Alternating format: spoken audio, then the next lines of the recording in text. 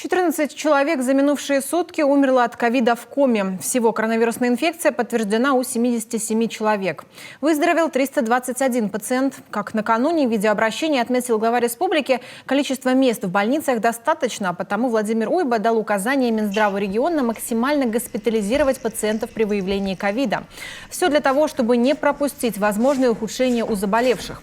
Еще одна задача – нарастить темпы вакцинации. В новогодние каникулы мы сильно сбавили.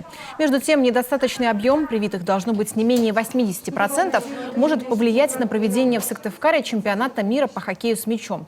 И это несмотря на полную техническую готовность региона.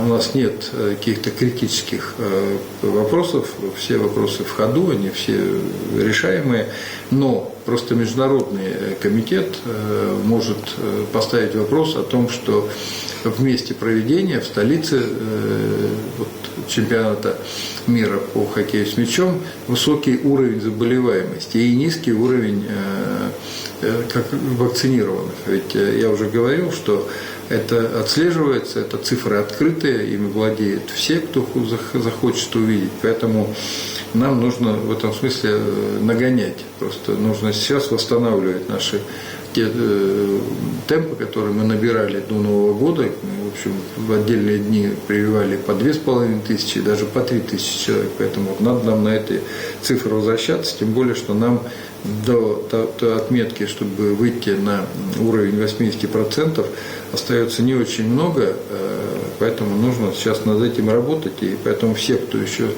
думает о том, что вакцинироваться, конечно, нужно приходить и вакцинироваться. Вакцины у нас более чем достаточно, более 152 тысяч доз.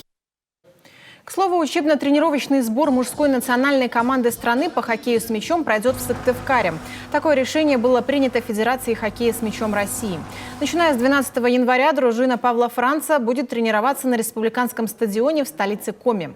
Отметим, что ряд хоккеистов уже выходили на лед в Сыктывкаре в составе своих клубов. Однако для целой группы сборников это будет первый приезд на обновленный стадион. Кроме того, команда во время сборов проведет несколько контрольных матчей с сыктывкарским строителем. Игры запланированы 15 и 16 января, начало в час дня.